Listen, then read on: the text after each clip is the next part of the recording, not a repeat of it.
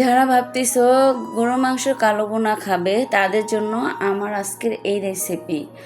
তো আমি এখানে দিয়ে দিলাম আদা রসুন পেস্ট পরিমাণ মতো, হলুদের গুঁড়ো সামান্য, ধনের গুঁড়ো, জিরের গুঁড়ো, আর এখানে মরিচের গুঁড়ো। মরিচের গুঁড়োটা একটু বেশি দিবে যেহেতু কালো বোনা খাবে, আর ঝাল যে যতটুকু খেতে পারো। আর দিয়ে দিলাম সামান্য পরিমাণে গরম মশলার গুঁড়ো। আর এখানে আস্ত গরম মশলা, এলাচ, দারচিনি, লবঙ্গ, গোলমরিচ। আর এখানে দিয়ে দিচ্ছি আমি হাতের মুঠোর 1 মুঠো পেঁয়াজ ভেজে রেখেছিলাম ওইটা। আর দিয়ে দিব 1 মুঠো কাঁচা পেঁয়াজ। আর এখানে আমি সরিষার তেল দিয়ে আমি এই পুরো রেসিপিটা মাখিয়ে নেব। আর যেহেতু কালো ভুনা খাবে, সরিষার তেলটা দেওয়ার চেষ্টা করবে, তাহলে স্বাদটা আর কালারটা একদম পারফেক্ট আসবে। তো আমি এখানে সব মশলা নিয়ে নিলাম। এখন সরিষার তেলটাও দিয়ে দিয়েছি পরিমাণ মতো।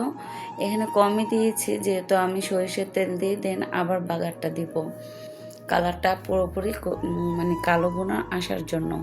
তো আমি ভালো করে হাতে মাখিয়ে একদম পুরোপুরি মিশিয়ে এখন 20 থেকে 30 মিনিট ঢেকে রেখে দিয়েছি।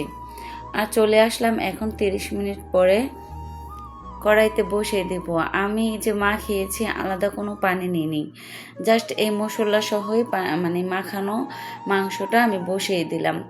এই মাখানো মাংসটা থেকে জাস্ট যতটুকু পানি আসবে ওইটুকু পানিতে মাংসটা পুরোপুরি কষিয়ে নিব।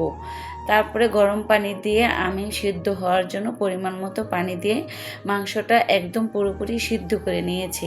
আর এখানে বড় একটা পেঁয়াজের মানে অর্ধেক পেঁয়াজ আমি ব্রাউন কালার করে নিয়ে সরিষার তেল দিয়ে একদম এখন বাগারটা দিয়ে দিলাম।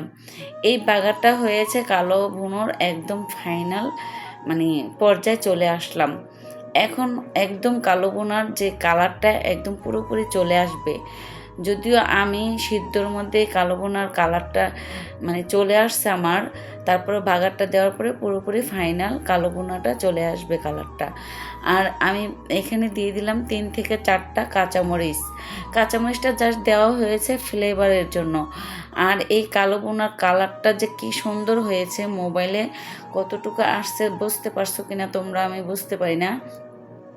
খেতে যে কতটা সুস্বাদু আর মজা হয়েছিল, আলহামদুলিল্লাহ আলহামদুলিল্লাহ। তো আমি যেইভাবে ঘরোয়া থাকা যে মশলাগুলো দিয়ে আমি কালো ভুনাটা করেছি, তোমরা এইভাবে করে দেখতে পারো। আলাদা বাজার থেকে কোনো কালো ভুনার মশলা কেনার কোনো ঝামেলাই নাই। গরুর মাংস যেটুকু মশলা আমরা ঘরে থাকা দিয়ে রান্না করি, সেম ওই মশলাগুলো দিয়ে। তো আজ এই পর্যন্ত।